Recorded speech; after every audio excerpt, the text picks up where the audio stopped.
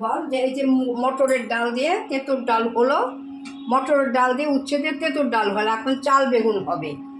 চাল দিয়ে বেগুন দিয়ে এটা হয়ে গেছে, এটা নামিয়ে দিচ্ছি। এখন চাল বেগুনটা ভাজে, তারপরে আলু ভেজে, চাল ভেজে,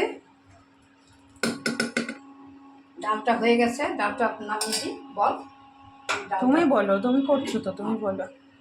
এই তো তেঁতুর ডাল করলাম, মটরের ডাল, মটরের ডাল দিয়ে উচ্ছে দিয়ে। কিভাবে করলে বলো। ওই তো ডাল ধুয়ে ডালটা দুটো সিটি দিয়ে নিলাম, তারপরে উচ্ছেটা আগে আগে ভেজে রেখেছি, তারপরে সর্ষে আর ইয়ে রাঁধুনি আর তেজপাতা আর আদা বাটা, আদার একটু রাঁধুনি বাটা দিয়ে আর ওই ফোড়ন দিয়ে ঘি ফোড়ন দিয়ে ডালটাকে ফোড়ন দিলাম, হয়ে গেল, হয়ে গেছে। এবার চাল বেগুন করব, বেগুনটা ভাজবো আগে, একটা ধুয়ে নিই। তারপরে তোমরা এখানে দেখতে পাচ্ছ মাম্মা অলরেডি বেগুনগুলোকে কেটে রেখেছে, আর এখানে টমেটোটাকে কাটবে।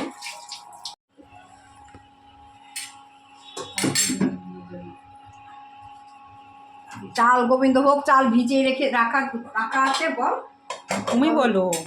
গোবিন্দভোগ চাল ভিজিয়ে রাখা আছে। এখন বেগুন ভেজে আলু ভেজে তারপরে তুলে নিয়ে তারপরে চালটা ভেজে ফোড়ন দিয়ে ভাজবো, তারপরে মশলা দিয়ে নামাবার আগে বেগুনটা দেবো, আলুটা একটু আগে দেবো, তাহলে চাল, তারপরে ঘি গরম মশলা দিয়ে নামিয়ে নেব। এই হলো চাল বেগুন। মশলাটা ভিজিয়ে রাখি, বেগুনটা ভাজবো, ভাজার পরে বন্ধ করে দিবি। এটা চালাও, না এটা শুকাবে না।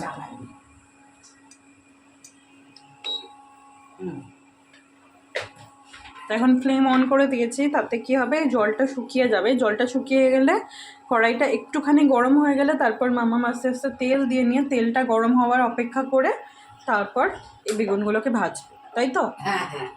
আর এখন মাম্মাম যেটা করছে সেটা হচ্ছে মশলাগুলোকে ভিজিয়ে নিচ্ছে। মশলা দিয়ে একটুখানি জল দিয়ে ভিজিয়ে নিলাম। এটা কি জিরের গুঁড়ো? জিরের গুঁড়ো, ধনের গুঁড়ো আর একটু লঙ্কার গুঁড়ো দেবো, তো আর হলুদ, ব্যাস। আগে বেগুনটা ভেজে তুলে নিই, আর বেগুনটা দিয়ে তারপরে বলবে একটু পরে দেখাচ্ছি। অত এই লঙ্কার গুঁড়ো দিলাম, হলুদ দিলাম,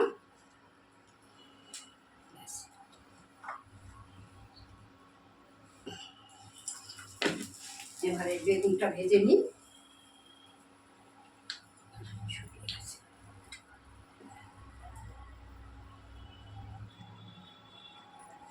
তেল দিচ্ছে, তেলটাকে এরকম ছড়িয়ে টড়িয়ে দিতে হবে যাতে কড়াইয়ের গায়েও লাগে আর ভেতরেও লাগে।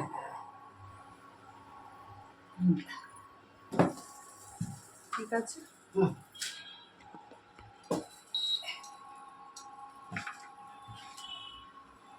বেগুনটার মধ্যে একটু নুন আর হলুদ মাখিয়ে নিলাম, বেগুনটা ভেজে তুলবো। দেখো গায়না ছিল।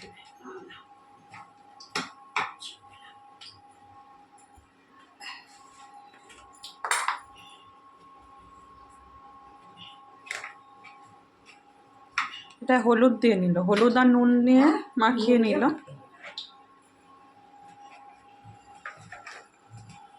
তেলটা হ্যাঁ গরম হয়েছে।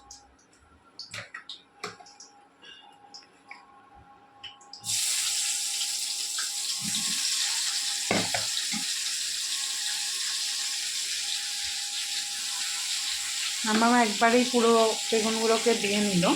হ্যাঁ, এবার এটা ভাজবে, ততক্ষণে এটা গুলিয়েও দেবে। আমি একটু বাদে আবার দেখাচ্ছি তোমাদের।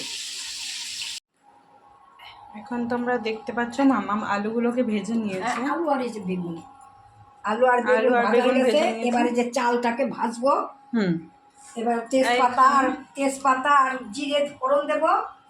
তেল দিয়ে দিয়েছে মামা, আর এই ফোড়নের জিনিসগুলো যেগুলো আছে এগুলো সব আছে। একটু গরম মশলা ফোড়ন দেবো, জিরে ফোড়ন দিলাম, একটু তেজপাতা দেবো, দিয়ে চালটা ভেজে মশলা দিয়ে কষিয়ে জল দেবো, করে দে।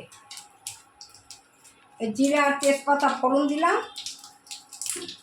দিয়ে এবার চালটাকে ভেজে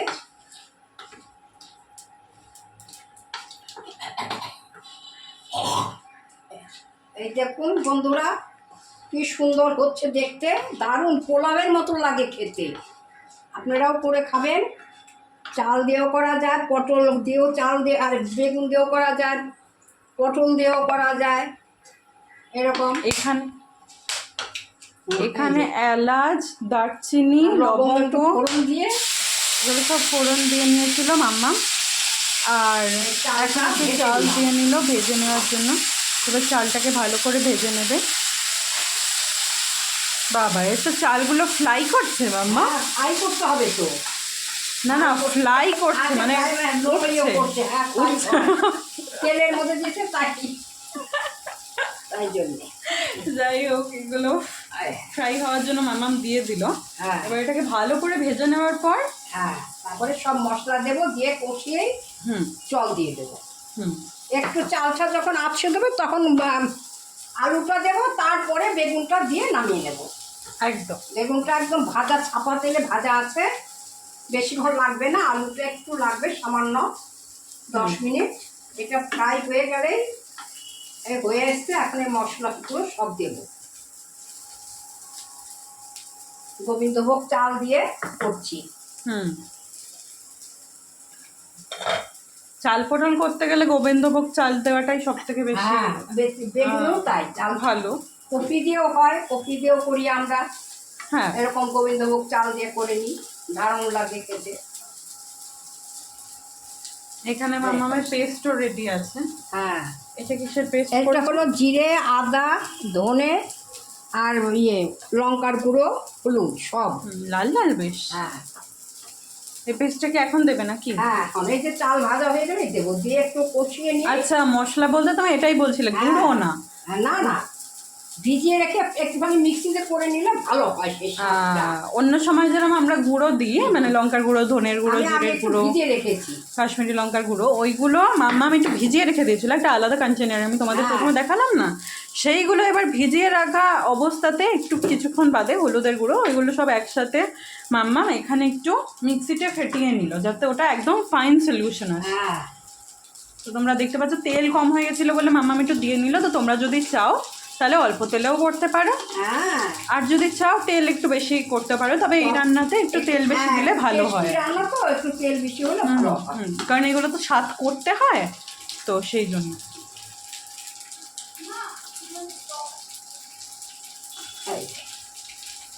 হ্যাঁ, এই দেখুন বন্ধুরা কি সুন্দর ফ্রাই হয়ে গেল। তোমরা দেখতে পাচ্ছ একদম হলুদ হলুদ হয়ে গেছে। এটা কাঁচা থাকলে হবে না, কাঁচা থাকলে ভাত হয়ে যাবে। গন্ধ তো এখনই দারুণ বেরোচ্ছে মামা। মশলাটা দিলাম, এবার একটুখানি ওই মশলা দেওয়ার পরে ওদের চালগুলোর সরসরানি শুরু হলো। মশলা পড়েছে, ওরা জ্বলছে, ওদের সরসরানি শুরু হয়েছে। এবার একটুখানি কষিয়ে নিয়ে জল দেবো, ব্যাস। তারপরে একটু পরে একটু চালটা সেদ্ধ হলে আলু দেবো, আর একটু পরে বেগুন দিয়ে ঘি গরম মশলা দিয়ে নামিয়ে নেব। একদম। তো এখন যেটা করছে মামা, মিশিয়ে নিচ্ছে ভালো করে মশলাগুলোকে, কষিয়ে নিচ্ছে। হ্যাঁ, ভালো করে কষিয়ে নিচ্ছে। আর এখানে তোমরা দেখতে পাচ্ছ ওই জলটা যেটা ছিল মশলার ভিজিয়ে রাখা, ওইটা একটুখানি জল দিয়ে মাম্মাম এরকম করে নিয়েছে যাতে ওটাও নষ্ট না যায়। ঠিক আছে, আবার নামাবার আগে একটু দেরি হবে, তো একটু পরে আবার দেখাচ্ছি। হ্যাঁ, তো ফাইনালি মাম্মাম আলুটাকেও ভালো করে এখানে ইয়ে দিয়ে দিয়েছিল, কষিয়ে নিয়েছিল এর সাথে, হয়ে গেছে। এবার বেগুনটা এবার ঘি মশলা দিয়ে নামিয়ে নেব। বেগুনটাকে দিয়ে দিল একটু বাদে, তারপর ঘি আর গরম মশলা দিয়ে এটাকে নামিয়ে নেব। ব্যাস হয়ে গেছে। গন্ধ তো যা বেরোচ্ছে তাতে মনে হচ্ছে দারুণ হয়েছে। আর তোমরা দেখেও নিশ্চয়ই বুঝতে পারছো যে এখনো ভালো হয়েছে, তবে এটা আরো শুকাবে, আর একটু শুকিয়ে ব্যাস। ব্যাস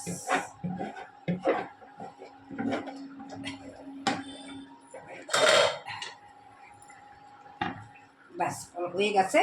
একটু ঢাকা দিয়ে রাখবে, তারপরে নামিয়ে জিরা মশলা দেবে। হয়ে গেছে, হয়ে গেল। আর একটা কথা, তোমাদের যদি আমাদের রেসিপি এবং আমাদের চ্যানেলটাকে ভালো লাগে, আমাদের ভিডিওসগুলো লাইক দেখতে, দিও। তাহলে নিশ্চয়ই লাইক করো অ্যান্ড সাবস্ক্রাইব করো। আরো অনেক রান্না দেখাবো, ভালো ভালো রান্না। একদম। তো আজকের জন্য টাটা। মামাম টাটা করে দাও। টাটা। মা টাটা করে দাও। বাই। ওকে ভিউয়ার্সদের টাটা বাই।